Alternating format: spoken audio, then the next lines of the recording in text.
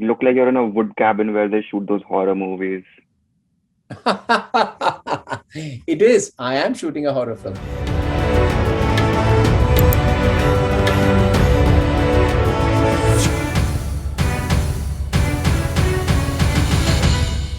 My name's Rohan from Hindustan Times.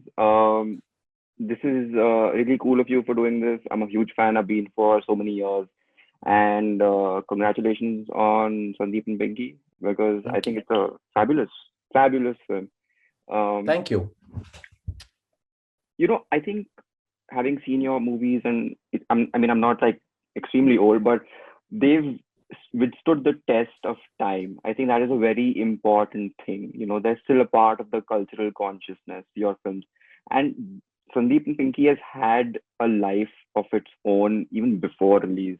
So I'm curious to know what your relationship with the movie has been in these years. Has it evolved? Okay. Initially, when I started thinking of the film, Mm, I was coming off from a rather disappointing uh, uh, theatrical run of Detective Byomkesh Bakshi. That's where I was mentally, you know. And this was one or two other stories that I was thinking of. And then, Adi and I took a break, and then we met. And basically, this was a story that I think both Adi and I resonated with in terms of it being a strange mix of gender and class. You know, mm, you can't call it a class story, you can't call it a gender story. It's both. And in my head, by being about both, it became essentially something about power. yeah. So I think I had the dim sighting of that. That's how it started. And and from there onwards, I think the central premise in my head at that time, what I was living with was these two people from two different classes, and that fatal sort of event, not fatal for them, but fatal for those three boys in that car. Yeah. That where the shootout happens, where the cops shoot that other car out, and that's when sort of Pinky understands that he was marked for death as well, whatever. Yeah. So I think and then these two guys are on the run together, Mm, because they have to be. There is no other way, because both of them now have to run together, because any of them out is vulnerable, makes the other person vulnerable. They know that their strengths are, they hate each other. They absolutely hate each other. They can't stand the sight of each other. Both of them are holding each other guilty for the mess they are in, and at the same time, they have to depend on each other mm, for very survival. yeah. And then you sort of throw gender and class, which was my core impulse. Mm, From there onwards, that was a sort of, then, wrote the screenplay. After the screenplay, there was this slightly sort of, nerve-wracking, but very sort of, unavoidably nerve-wracking journey of how to cast the film. I had Parineeti's vision right from the top in my head. Somehow the film was kind of building itself around Parineeti. mm, We discussed it. Then Parineeti and Adi and I discussed it. And it was a jump that we made into the unknown. Because I think Parineeti knew very well the kind of director I was. And she actually probably sort of, took a considered call on sort of, jumping into something which is absolutely unknown to her, including the director. It's an unknown entity. And known to be not a very pliable entity as well, known to be a bit of a sort of, pain in the butt, So I think she took that considered call. So that's the headspace. And Arjun was another discussion with Adi. And then we kind of reached on Arjun because he was on the list, but mostly because Adi felt that Arjun sort of, was at a stage where he was really wanting to jump out and do something. Again, completely jump into the unknown, sail with aplomb into the unknown. He was in that frame of mind. So Then we met, and it looked to me that whatever Adi had described was right, that he was willing to jump totally into the unknown. So that's the space of mind. Then when Varun and I were sort of, writing, the space of mind was basically Sandy and Pinky. Our brief was, okay, let's stay 6 inches close to them and let's see what happens, and we had to think like Pinky, and we had to think like Sandy. We had to think like a woman. We had to think like an oppressed man. So those were the issues that we were constantly grappling with, because we are all oppressed. We all feel our weight and all that. So we took those analogies and discussed Pinky. And for Varun, he kind of dredged out all his cultural memories of the North from where he comes, and the phenomenon of being a young man, and you please don't forget that Varun is much younger than I am. So he knows what it is to be Pinky much more than I do, from an felt kind of a way, So चाहे हम कितना भी वो करें, generation gap थोड़ा थोड़ा रहता ही है, खास करके जब आप किसी जनरेशन को डिस्क्राइब करने की कोशिश कर रहे हैं. तो मैं बूढ़ा ही हो रहा हूँ, यंगर तो हो नहीं रहा हूँ. So that bit of catching that zeitgeist of that, so that's the state of mind we were in. Shooting ke time, it was just shooting. I mean, we had to shoot in a sort of set number of days, and Arjun and I sort of, went into some kind of deep end shit about some workshop, and I think we both killed ourselves. Sort of. So I mean, we were basically both, we had bajawed ourselves on the workshop. And then intense amount of loggerheading with Parineeti, because, she hadn't had the time to workshop. She joined, and then we workshopped for a few days, and then we got into the shooting. And I knew that while shooting, we would be workshopping and talking and all that. And everybody remembers Parineeti and my arguments and questions and loggerheads, how we were at loggerheads. And how sort of, each and every sort of, aspect of motivation of Sandy, she was coming from her cultural memory and from her own sort of, energy about it. So that bit was definitely, I remember that sense. And how sort of, my crew members, those who were in with the script, used to come back. And one day, a colleague of mine, she said, Dibakar, Parineeti is Sandy. So that moment, so all of that happened. So then there are lots of things that you do in a film which are about trying to over-explain the character. So we were in that mode. That through the edit, because of the performances and something that sort of kind of came together in terms of the telling of the tale and what to take out and what not to take out, we had a good sort of moment when we locked on to a temperature where we said to ourselves that don't explain too much. People are smart. They will figure. Now, the thing is that that's something that is usually a death knell in the environment where people like me, Arjun, and Parineeti work in. No matter however individualistically different we are part of that same cultural stream. Of course, I'm at the margins, but it still goes the same way. I mean, nobody can sort of, swim upriver for a long time. So there are those compulsions and all that. So it's kind of sort of went from there. What I sort of remember was that I think Parineeti, Arjun, us and all that, we were thinking that, look, if we are doing this, then let's just do this the way we will probably not regret later and sort of kind of feel that, yeah, chance tha kuch. No half measures, Kar nahi paaye. Because we were thinking of other things rather than the film, Yeah. So I thought that wo regret nahi hona chahiye, because anyways, it was a small budget film. We were trying to make it very contained. It was about those two people. And I was having fun with the way these two guys were behaving with each other and sort of kind of going forward from there. So I think it kind of built on all these states of mind. That was before the film was finished. After the film, the states of mind went completely the other way, because the first time we released, COVID happened. Second time we released, COVID happened. So we just didn't know what to do. So we spoke briefly, I think it was last year before Ghost Stories. And I remember you telling me that, my film stuck.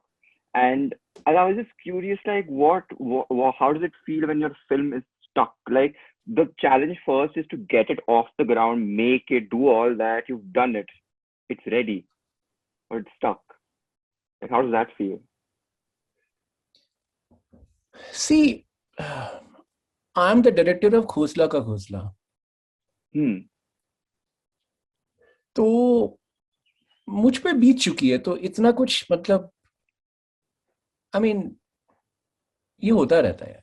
होता रहता है. This keeps happening. ये तो होता रहता Do you feel like slightly, I don't know, validated with the kind of? It's clear that the response now is very enthusiastic. Like we can feel it. So is there a sense of, my gut instinct is still bang on? हाँ, तो नहीं, I swear कि validation छोड़ दो यार. We are feeling gratified. ठीक है? तो कि लोग देख रहे हैं ना. Correct. बहुत बहुत मतलब बहुत क्या कहते हैं, बहुत ही मतलब हमें लग रहा है कि लोग देख रहे हैं, तो हमें सब कुछ सक्सेस मिल गई. बस पहली बार रिलीज की कोविड, दूसरी बार रिलीज की कोविड, लोगों ने देखा ही नहीं, देख ही नहीं सकता. और फिर अगर ये नहीं होता तो फिर तो कहाँ जाते हो. So एक चीज बताओ मुझे, and correct me if I'm wrong, when the film came out, and I remember thinking this distinctly, and I might be wrong, the general impression, even from the people who saw it and wrote about it, was quite mixed, I would say. And that surprised me. Then I was like, this is weird. And when I watched it online, and I was like, I was unprepared.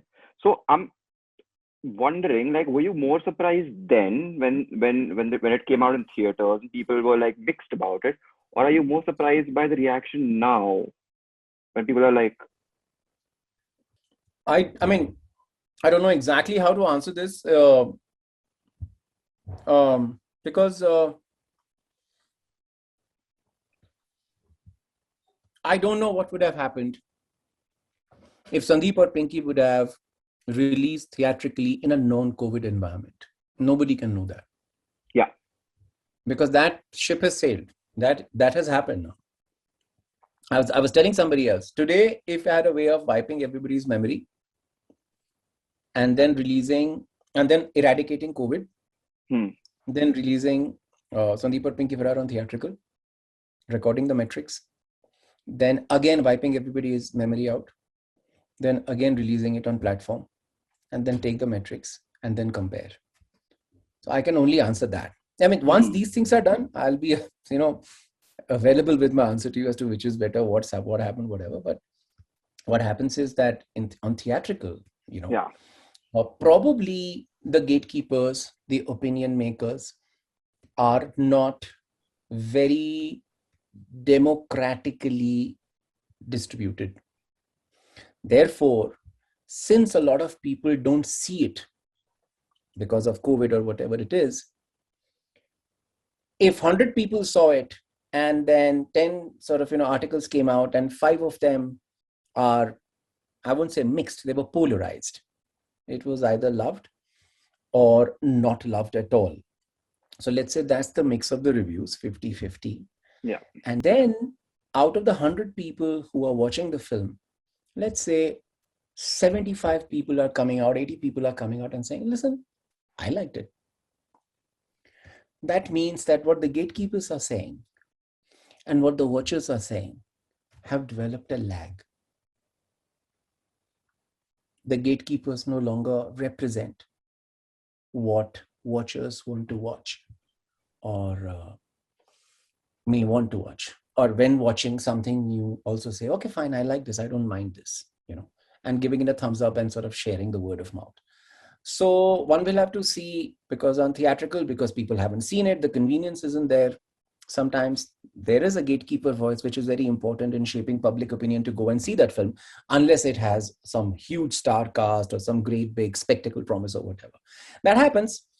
It's easier to click and see a film on the platform. That also happens. But the fact is that in Sandeep Aur Pinky Faraar's case, there were sort of polarized reviews, and then there were 2 COVIDs, and then there was the general sapping out of the energy from not the film, but what's being discussed about the film. How long you're going to discuss something, how long you're going to wait. So you already sort of kind of sag a bit. So everybody was sagging a bit. And then second COVID happened. So everybody just sort of, says, what the hell? Now what can we do? So after that, whatever happens feels like a bonus. So that's also there. So there are too many things mixed. Somebody will have to, so all I can say is that in theatrical, because it's not convenient to see immediately, you have to wait for the opinion makers to sort of kind of lead the discourse somewhere. And on OTT, it's so easy. Very large volume of people look at it, and perhaps there's a more democratic evaluation of the film. However, when saying this, remember, every virtual universe you're in is an echo chamber. Yes. So God knows what is happening inside our echo chamber. और उसके बाहर दुनिया हमारे सोच की है या हमारी सोच के बाहर की है, वो मेरे को नहीं पता. I don't think anybody needs to be educated in anything beyond a perception of life to sort of, enjoy a film. You enjoy it, you enjoy it. You don't enjoy it, you don't enjoy it. That's an audience reaction. And a gatekeeper reaction has to be a more nuanced sort of, reaction, because a gatekeeper has taken on the onus of sort of kind of interpreting to the audience that, look, you could look out. If you're looking out for this, it has that. If you look, so something like that. If you're looking out for this, it doesn't have this, or whatever. And even that, I think, is a bit too much. And that's about it. So beyond that, I don't think a director has the right to comment on the critique that he is very justly and fairly subjected to, because I would rather have the director critiqued wrongly than not having the director critiqued. So it's fine. It's better that there could be a criticism which could be misplaced. It's better that that kind of criticism exists rather than no criticism. So I'm okay. Last question, and I'll let you go. Did you ever consider tinkering with the film when it was ready and set to go, but wasn't going? I tinker till the time they snatch it out of my hands. So that's my natural process. That's my default process. My post-production crew dies 1,000 deaths. I think the maximum casualty that I've gathered in my film career till now is my post-production crew. So I keep on tinkering because I genuinely feel that you live with it, you keep changing. And the only real end to a film is the deadline, at least in my case. So I keep tinkering. Of course, I'm the producer, so I have to keep sort of, some certain other logistical details in my mind, but I keep tinkering. So that wasn't sort of any new thing kept. Thank you, sir, for your time. Thank you so much. Thank you so much. Stay safe, and really wish that people like you could spread the word for Sandeep Aur Pinky, if possible, to be watched with your family, with a grown-up family. I would love that. Thank you, sir. Bye-bye. Thanks.